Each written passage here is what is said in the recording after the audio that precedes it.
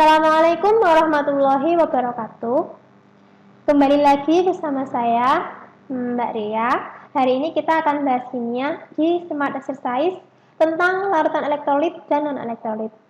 Sebelumnya, gimana kabarnya adik-adik? Sehat semua kan? Masih semangat untuk belajar ya? Oke, baiklah. Sekarang kita mulai membahas soal nomor 1.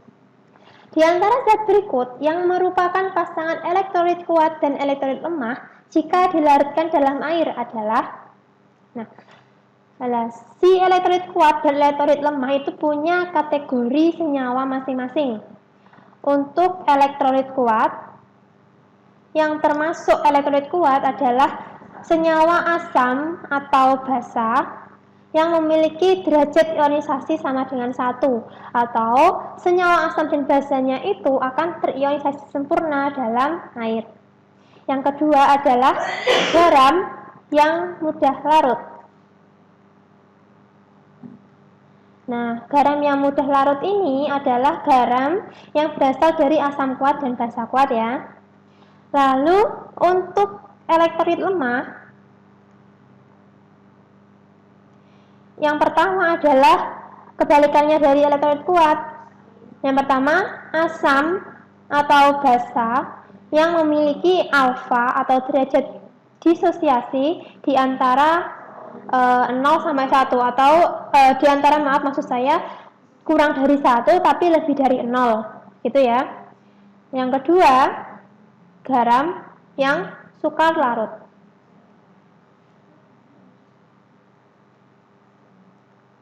Oke, sekarang kita kategorikan pilihan yang ada di sini. HCl.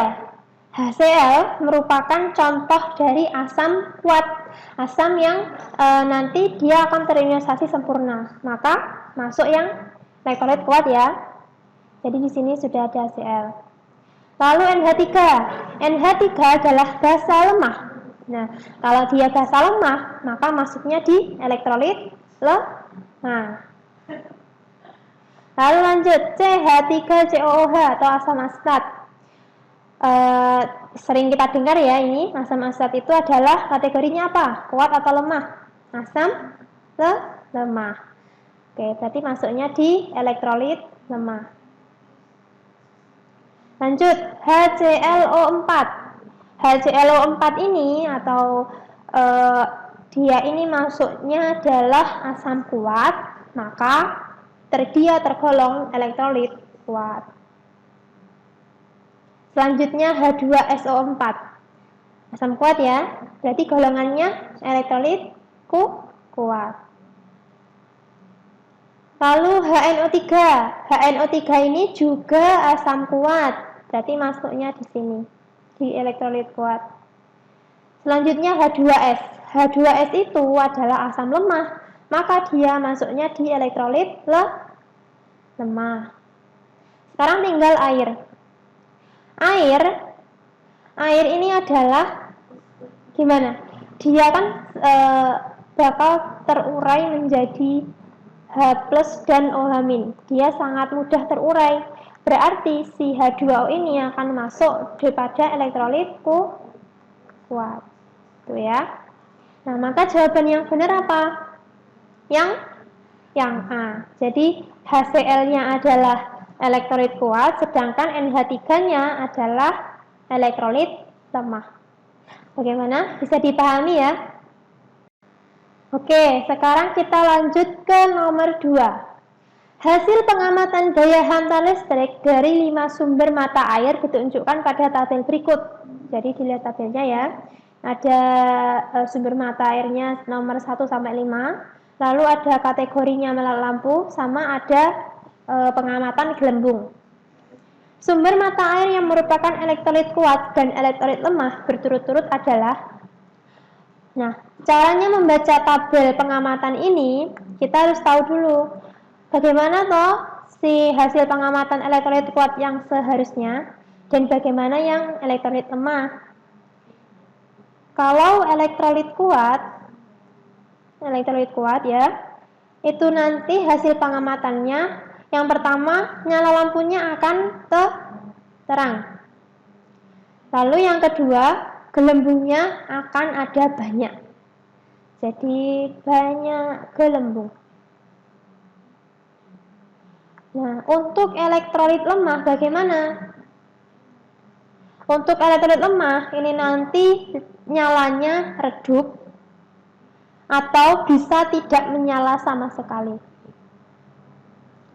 Sedangkan gelembungnya ini nanti akan sedikit gelembung. Nah, untuk non elektrolit bagaimana? Untuk non elektrolit tidak ada nyala dan tidak ada gelembung.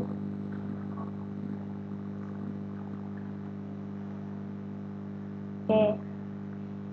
Kita baca dulu. Sekarang kembali ke soal. Sumber mata air yang pertama, nyala lampunya tidak menyala, sedangkan gelembungnya sedikit. Berarti dia masuknya apa? Masuk elektrolit yang lemah. Singkat EL gitu ya, elektrolit lemah. Sumber mata air yang kedua, nyalanya redup, banyak gelembung. Bagaimana? Maka termasuknya ini adalah elektrolit lemah juga, karena nyalanya masih redup. Yang ketiga, nyalanya terang, banyak gelembung. Masuk yang mana yuk? Kuat, lemah, atau non elektrolit? Ya benar, dia masuknya di elektrolit kuat. Terus yang keempat, tidak menyala, tidak ada gelembung. Nah, masuknya kemana? Masuk ke kategori non elektrolit. Terakhir, yang nomor 5, tidak menyala, gelembungnya sedikit. Masuknya ke elektrolit lemah. Sekarang yang ditanyakan yang kuat dan yang lemah. Yang A, nomor 1 dan 2. Salah ya, lemah-lemah. Yang nomor 2 dan 3, lemah dan kuat. Terbalik. Yang nomor C, 3 dan 4. 3 dan 4 ini non elektrolit sama elektrolit kuat. Salah. Yang D, 3 dan 5. Elektrolit kuat dan elektrolit lemah. Nah, berarti jawabannya yang ini ya. Yang D. Selanjutnya kita membahas nomor 6. Suatu zat padat dapat dilarutkan dalam air. Ternyata larutan zat itu dapat menghantarkan listrik. Pernyataan yang tepat untuk menerangkan peristiwa ini adalah poinnya ada di suatu zat yang dapat menghantarkan listrik. Menghantarkan listrik atau zat yang menghantarkan listrik itu terjadi jika ada bantuan dari pergerakan elektron. Elektron yang membawa muatan ya. Nah, si elektronnya itu dapat dari mana toh? Dia itu berasal dari ion-ion suatu zat yang mengalami ionisasi. Jadi ion-ion dari zat yang mengalami ionisasi nanti kan akan memiliki muatan ya. Nah, muatannya ini nanti akan menyebabkan pergerakan elektron sehingga dapat menghantarkan listrik atau dapat menghasilkan listrik. Jadi jawaban yang benar adalah option A. Dalam air zat itu terurai menjadi ion-ion. Lanjut nomor 7 ya. Data percobaan daya hantar listrik larutan dan sifat larutan dalam lakmus sebagai berikut. Jadi ada larutan 1-5, lalu hasil pengamatan nyala dan hasil pengamatan gelembung. Lalu di sini tambah lagi tabelnya, ditambah hasil uji lakmus. Berdasarkan data di atas yang merupakan larutan elektrolit kuat bersifat netral dan asam. Ya, oke. Yang pertama, larutan 1. Lampunya terang, gelembungnya ada. Berarti dia masuk kategori yang mana? Lemah atau kuat? Masuk elektrolit kuat. Selanjutnya dari lakmus. Lakmus merah warnanya tetap merah, lakmus biru warnanya tetap biru. Berarti dia sifatnya apa? Sifat keasamannya bersifat netral. Oke, sekarang yang nomor 2. Yang nomor 2, Lampunya mati, gelembungnya ada. Nah, masih ada gelembung meskipun lampunya mati, dia masuk kategori elektrolit lemah.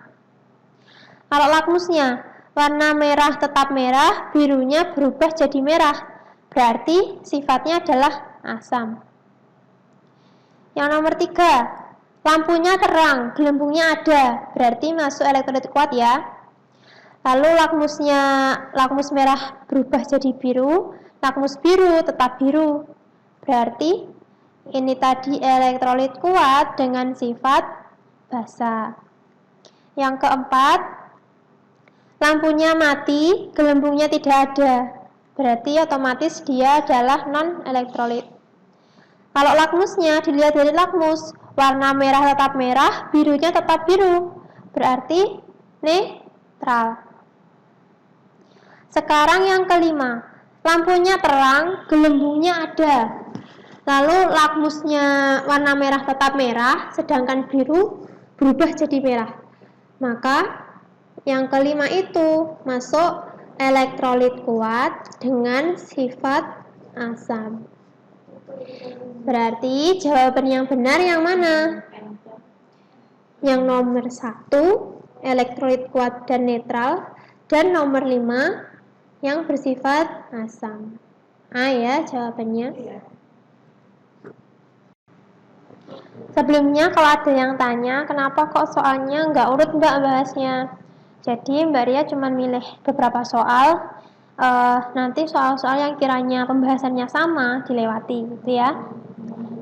Nomor 10, kembali lagi ke soal nomor 10. Ada beberapa larutan.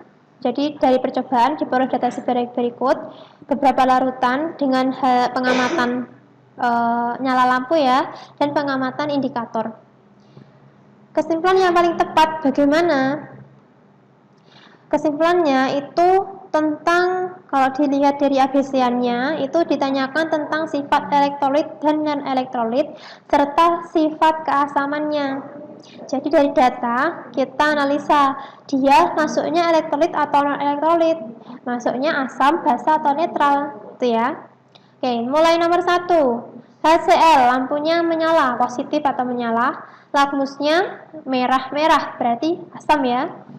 Maka larutan 1 itu adalah larutan elektrolit yang bersifat asam.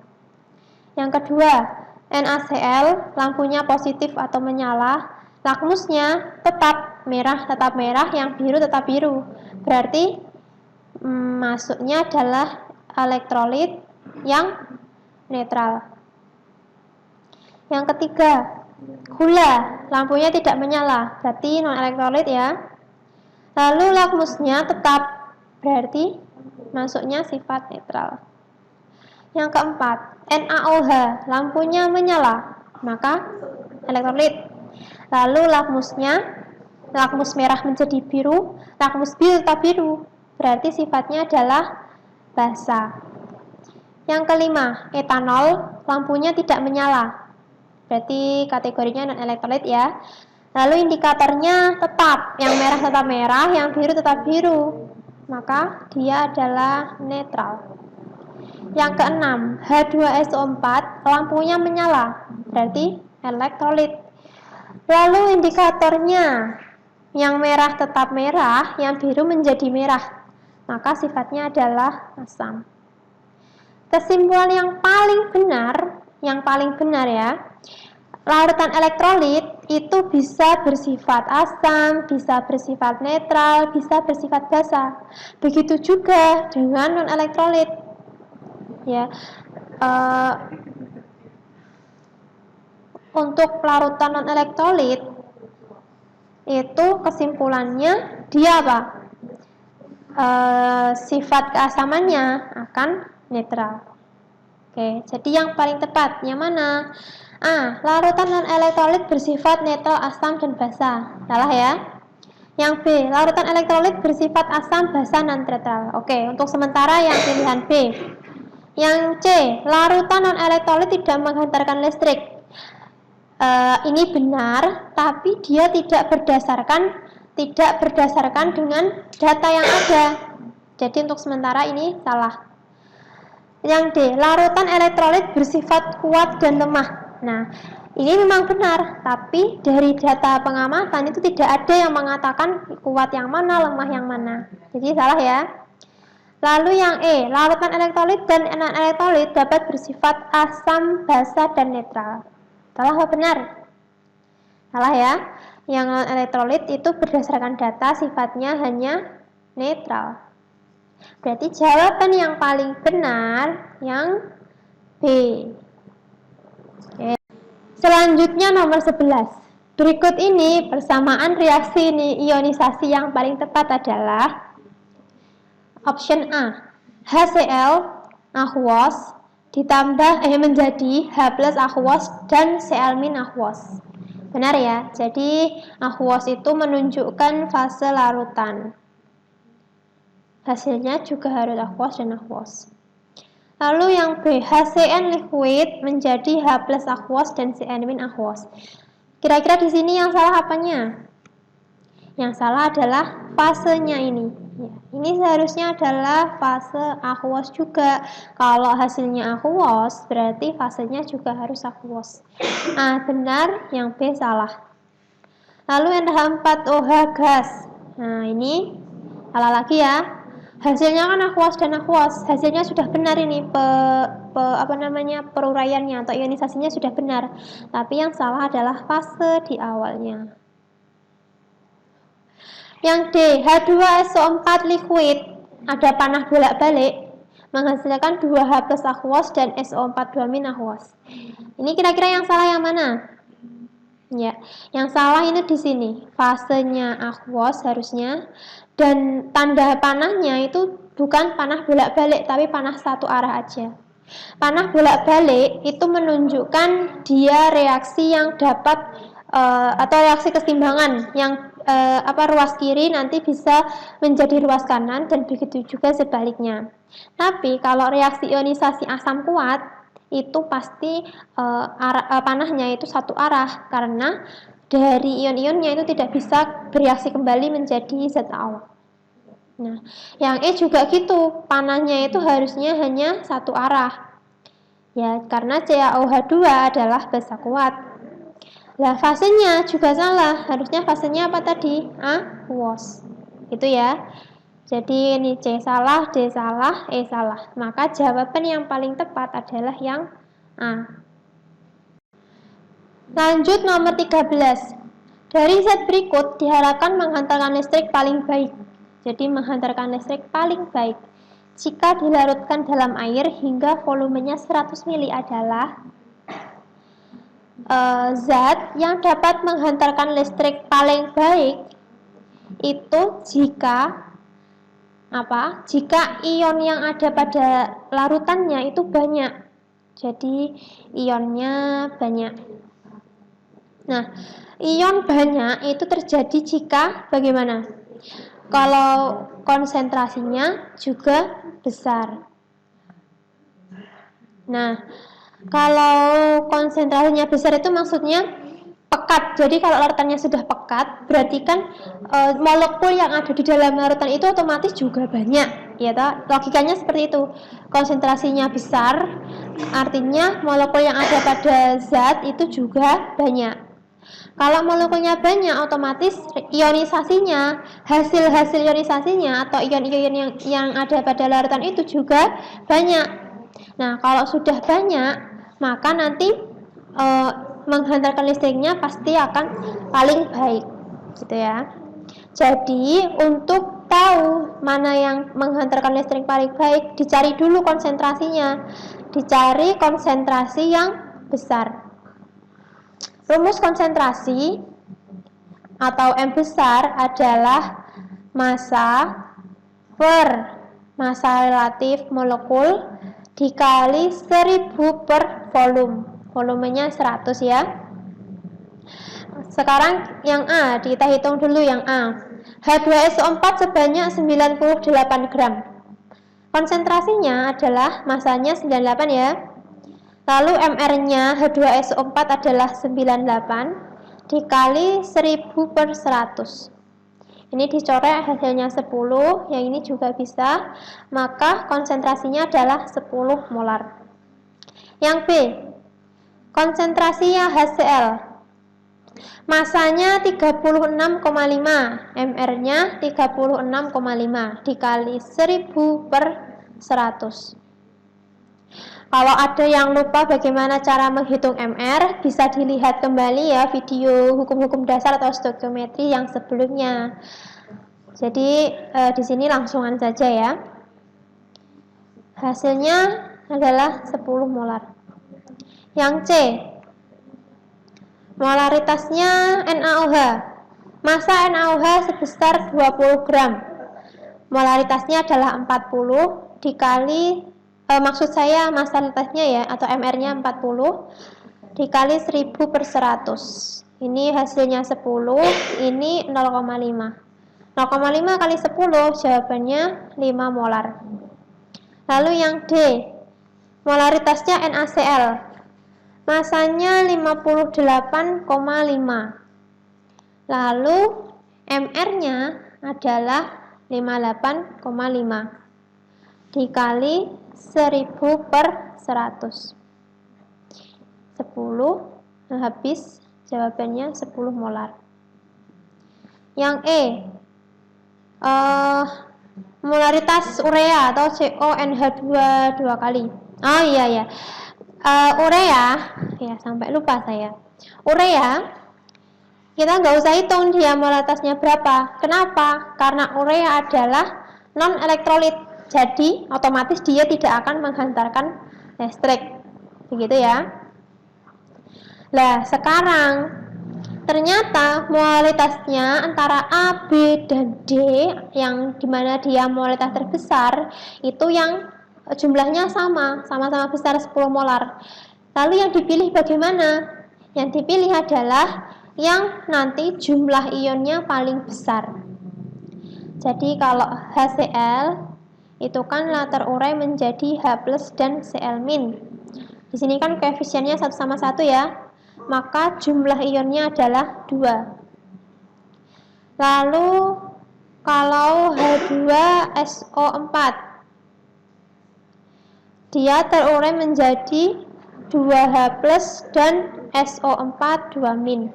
Ini koefisiennya 2, yang ini 1, berarti jumlah ionnya adalah 2 ditambah 1, 3. Sedangkan NaOH itu kalau terurai menjadi Na+ dan OH-, koefisiennya 1 semua, maka jumlah ionnya adalah 1 ditambah 1, 2. Maka yang jawabannya paling baik atau yang paling tepat adalah yang A, H2SO4 sebanyak 98 gram dengan konsentrasi 10 molar. Gitu ya. Lanjut ke nomor soal 18. Zat berikut digunakan sebagai zat elektrolit dalam sel akumulator adalah. Sel akumulator itu kalau di Indonesia nyebutnya adalah aki. Jadi kalau di aki, zat elektrolit yang digunakan itu apa? Nah ya, apa kira-kira?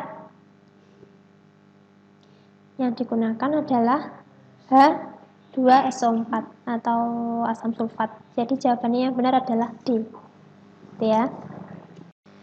Soal terakhir nomor 20. Berikut ini adalah zat non-elektrolit yang sering digunakan sebagai bahan revanol atau antiseptik pada luka. Ini kalian pasti sering dengar ya, apalagi sekarang ini musimnya COVID-19, pandemi yang melanda Indonesia. Pasti kalian sering cari itu antiseptik di toko atau supermarket gitu kan. Nah, bahan utama antiseptik itu ternyata adalah alkohol, teman-teman. Jadi bahannya alkohol. Lebih tepatnya adalah etanol gitu ya. Nah, sekarang PR-nya kalian, karena sudah tahu etanol, sekarang cari struktur kimianya, struktur senyawa etanol itu yang bagaimana, atau rumus kimianya maksud saya. Jadi rumus kimianya, kalau yang option A, C6H12O6, sering banget loh ini kalian temui. Apa yuk? Ini namanya adalah glukosa. Yang B, C2H5OH. Nah, ini punyanya etanol. Terus yang C, CONH2 dua kali, itu punyanya urea. Kalau CH3COOH itu adalah asam asetat yang biasa dipakai buat cuka makanan. Kalau Aquades itu H2O. Berarti jawaban yang tepat adalah B, etanol.